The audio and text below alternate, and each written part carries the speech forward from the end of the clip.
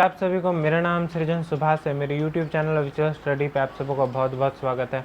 आज हम लोग डिस्कस करने वाले हैं लिबरेशन एंड बॉन्डेज को। ये फाइनल चैप्टर है ऑफ द जैन फिलॉसफी। यहाँ हम लोग डिस्कस करते हैं इंडियन फिलॉसफी को। तो चलिए बिना टाइम वेस्ट किए स्टार्ट करते हैं। आज हम लोग जो कॉन्सेप्ट को डिस्कस करने वाले हैं वो होगा liberation and bondage. L for liberation, B for bondage. तो ये दोनों को डिस्कस करने से पहले हम लोग को थोड़ा कॉन्सेप्ट समझना होगा कि लिबरेशन क्या होता है, बॉन्डेज क्या होता है। देखिए, आसान लैंग्वेज में अगर हम लोग कहें तो लिबरेशन मीन्स आज़ादी और बॉन्डेज मीन्स बंधन। इतना तो आई होप कि आप सबों को पता हो, ठीक है। तो लिबरेशन किससे? देखिए, लिबरेशन इस संसार में बहुत सारी चीज़ों से हो सकती है, जैसे गुलामी या बहुत सारी चीज़ों से, ठीक है, गरीबी। बट यहाँ जो हम लोग लिबरेशन की बात कर रहे हैं वो ये सारी चीज़ों से लिबरेशन नहीं, बल्कि लिबरेशन किससे है? लिबरेशन अपनी बुरी चीज़ों से, अपने बंधनों से, ठीक है। जो हम अपने चारों ओर क्रोध यानी गुस्सा, फिर जितनी भी तरह की फीलिंग्स जिसमें हम फंसे हुए हैं अभी। देखिए, सपोज दैट हम लोग का जो रिएक्शन होता है आज के समय में, अगर हम लोगों के साथ कोई ख़राब व्यवहार करता है तो हम लोगों को गुस्सा आता है और फिर हम लोग रिएक्ट कर देते हैं, ठीक है। अगर हम लोगों के साथ कोई अच्छा व्यवहार करता है तो हम लोग खुश हो जाते हैं, फिर उसके साथ अच्छा करते हैं या उसको फ़ायदा पहुंचाने की कोशिश करते हैं। तो बेसिकली यहाँ पर हम लोग काम नहीं करते, बल्कि हमारी फीलिंग्स काम करती हैं, ठीक है। अगर कोई गुस्सा दिला देता है तो मन में वो गुस्सा रहता है, फिर समय आने पे बताया जाएगा, ऐसा कुछ होता है। तो इन सारी चीज़ों से आज़ादी ही लिबरेशन है। जब व्यक्ति ये समझ जाता है कि मैं ही वो हूँ, वो ही मैं हूँ, यानी कि ये सारी तो फिलॉसफिकल बातें हैं, पर जब इंसान ये समझ जाता है तो उसको, जब मैं ही वो हूँ तो मैं किसको नुकसान पहुँचाऊँगा, है ना। तो वो क्या हो जाता है कि सारी थॉट्स से, ऑफ एंगर, लालच, ठीक है, इन सारी चीज़ों से वो निकल जाता है। इसी को लिबरेशन कहते हैं। और इन सारी चीज़ों में फंसे रहने को ही बॉन्डेज कहते हैं, B फॉर बॉन्डेज। देखिए, जितने भी इंडियन फिलॉसफी हैं, ये चाहे वो आस्तिक हों चाहे नास्तिक हों, ये दो सेक्ट में हम लोगों ने फिलॉसफीज़ को डिवाइड किया था, A for Astik and N for नास्तिक, ठीक है। तो देखिए, आस्तिक जो होते हैं वो विश्वास करते हैं in the Vedas, in the god, and नास्तिक did not believe in Vedas, ठीक है। तो देखिए, फिलॉसफी यही कहती है कि आस्तिक जो होते हैं वो वेदास में विश्वास करते हैं और नास्तिक नहीं करते हैं। ये हम लोग पहले ही डिस्कस कर चुके हैं। अगर आप लोगों ने अभी तक इसको नहीं देखा और नहीं पढ़ा तो प्लीज़ जा कर के फर्स्ट चैप्टर के वीडियो को देखिए, आप बिल्कुल समझ जाएंगे। फिर जो बॉन्डेज होती है, ये जो बंधन होता है, जो हम लोग फीलिंग्स में फंसे रहते हैं, तो ये क्या होता है? इग्नोरेंस या अज्ञान के कारण ही होता है।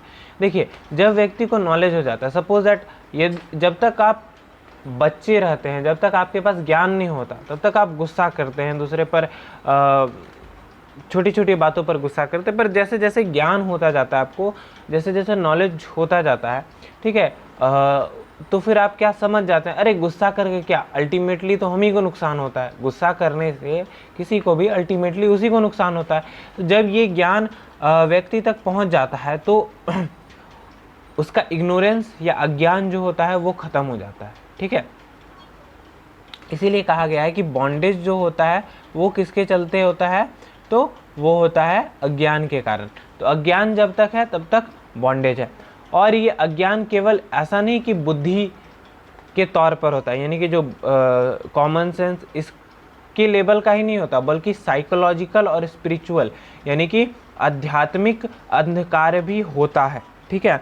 तो ज्ञान क्या होता है कि ये एक टूल है to get through this bondages. Bondage से निकलना है तो आपके पास ज्ञान होना चाहिए।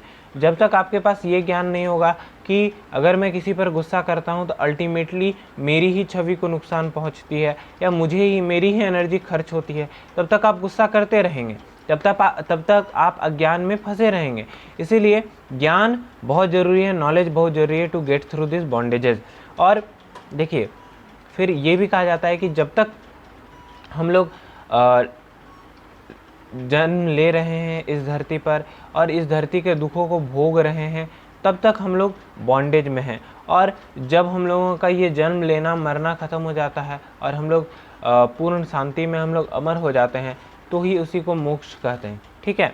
और इंडियन फिलोसोफर जो है सो निधि ध्यासन, ये एक टर्म है आपके बुक में, ठीक है।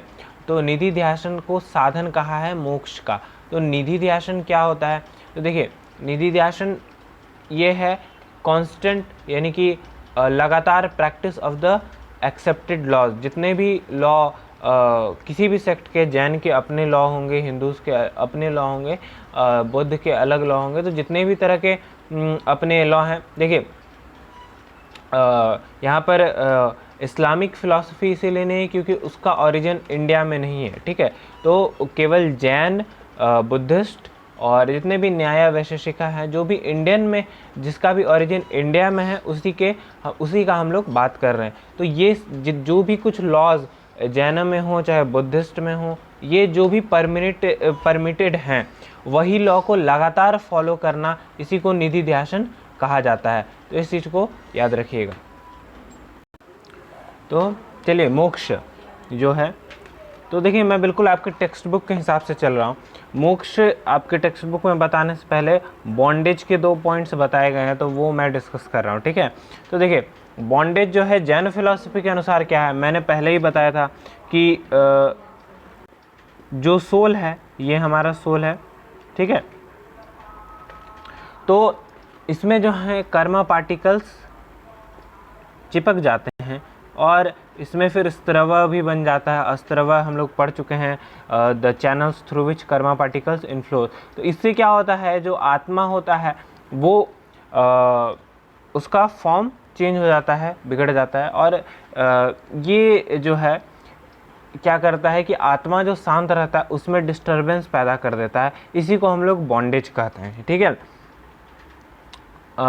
देखो, जो पार्टिकल्स जो होते हैं वो जो चिपक जाते हैं, वो क्या करते हैं, सोल को या जीवा को ये करने पर, कर्म करने पर मजबूर कर देते हैं, जिससे कि वो बार बार जन्म लेता है, बार बार मरता है, ठीक है। तो और फिर उसको पेन भी होता है। इसीलिए कहा जाता है कि जो कर्मा जो पार्टिकल्स होते हैं वो जीव को बंधन में डाल देते हैं। और यही मेन जो कंपोनेंट होते हैं जो कि जीव को बंधन में डालते हैं और जो जीव को, हाँ एक बात और कि ये जो कर्मा पार्टिकल्स होते हैं, ये मैं पहले ही बता चुका हूँ कि अपने आप नहीं आते, हम ही लोग इसके क्रिएटर हैं, ठीक है। अब वो अपने आप कैसे आ जाते हैं जब हम लोग शांत रहते हैं, तो वो सब अलग बातें हैं, ठीक है। पर हम ही लोग इसके क्रिएटर हैं। देखिए, जो सेल्फ होता है वो इन्फिनाइट होता है, यानी कि हम लोग जो हैं, हम लोग के अंदर अनंत शक्तियां हैं और हम लोग अनंत ज्ञान के मालिक भी हैं। पर जब हम लोग शरीर धारण करते हैं, when we take birth in this world, we become finite having limited knowledge, ठीक है। हम लोग के पास लिमिटेड नॉलेज हो जाती है, हम लोग शरीर तक ही सीमित हो जाते हैं। पर असल में हम लोग क्या है, हम लोग इन्फिनाइट हैं, हम लोग का कोई अंत नहीं, कोई शुरुआत नहीं, ठीक है। और जो यही यहाँ पे लिखा हुआ है कि जो ओनर है ये क्या है कि अपने आप का जो इन्फिनाइट नॉलेज और इन्फिनाइट ब्लिस है उसका ओनर है। देखिए, तो बॉन्डेज जो होती है ये हम लोग समझ गए कि कर्मा पार्टिकल्स के कारण बॉन्डेज होती है, यानी बंधन होती है, हम लोगों को बार बार जन्म लेना पड़ता है, मरना पड़ता है, ठीक है। तो ये कहाँ से शुरू होता है? तो देखिए, जो रॉन्ग थॉट्स होते हैं, जो रॉन्ग थॉट्स यानी कि हमारे जो गलत जो सोच होते हैं, उसके कारण, गलत सोच यानी कि लालच से भरा हुआ सोच भी गलत ही होता है, ठीक है।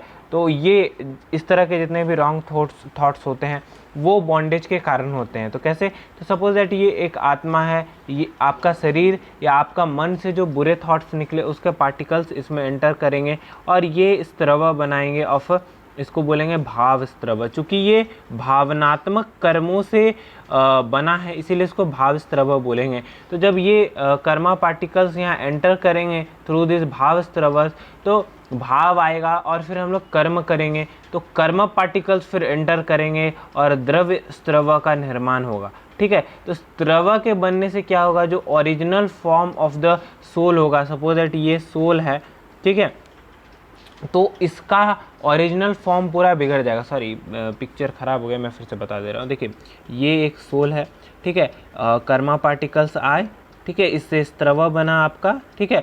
फिर क्या हुआ, हम लोगों को फिर जो है सो भाव के चलते हम लोग कर्म किए, तो उससे जो है सो कर्म पार्टिकल्स एंटर किए स्कूल में, तो ये एक द्रव्य स्त्रव बन गया, ठीक है। और ये सोल है, तो इससे क्या होता है कि जो सोल का जो ओरिजिनल फॉर्म होता है एस फॉर सोल, तो जो सोल का ओरिजिनल फॉर्म होता है ये बिगड़ जाता है। और देखिए सोल ऐसा होता है, मैं फिर से बता दे रहा हूँ कि सोल ऐसा बिल्कुल भी नहीं होता, उसके अंदर ऐसे पाइप्स बिल्कुल भी नहीं बने होते, किसी ने देखा तक नहीं है, बट ये एक अनुमान है, ये अध्यात्म से एक ज्ञान लिया गया है कि हाँ ऐसे होते हैं, ऐसे करके पहले ये भाव पार्टिकल्स एंटर होते हैं, फिर कर्मा पार्टिकल्स। सोल का शेप आप बिल्कुल ऐसा नहीं समझ लीजिएगा, हाँ दिमाग में याद करने के लिए एक इमेज रहे तो फिर वो सही है, बट असल में सोल ऐसा नहीं होता है, मैं पहले बता दे रहा हूँ। फिर क्या होता है कि स्त्रव बन जाते हैं, और इससे क्या होता है कि जो original form of the soul है वो डिस्ट्रॉय हो जाता है, और फिर हम लोगों के आत्मा के बाहर जो है एक यहाँ पे परत चढ़ने लगता है, और हम लोग अपने आप को भूलने लगते हैं। हम लोगों को लगता है कि हम ही ये शरीर हैं। बेसिकली जितने भी लोग ज़्यादातर जो सुन रहे होंगे, ज़्यादातर क्या सारे के सारे लोग जो सुन रहे होंगे वो यही समझते होंगे कि वो शरीर है, और जो ये भी समझते होंगे कि मैं आत्मा हूँ, वो असल में नहीं समझते होंगे, वो बस अपने मन को मनवा लिए होंगे कि मैं आत्मा हूँ, पर असल में किसी ने एक्सपीरियंस नहीं किया। जब ये कर्मा पार्टिकल्स ख़त्म होते हैं तो ही हम लोग एक्सपीरियंस कर पाते हैं कि what we are and how to be liberated and how to be free from this bondage. इस बॉन्डेज से निकलने का क्या उपाय है, क्या रास्ता है, ये हम लोग तभी पता कर पाते हैं। तो चलिए वीडियो लंबा हो रहा है, आज के लिए इतना ही। Thank you very much for watching the video. I hope you like the video.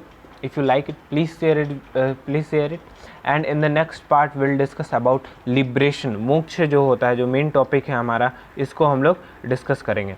तो चलिए, thank you very much for watching the video. Bye bye.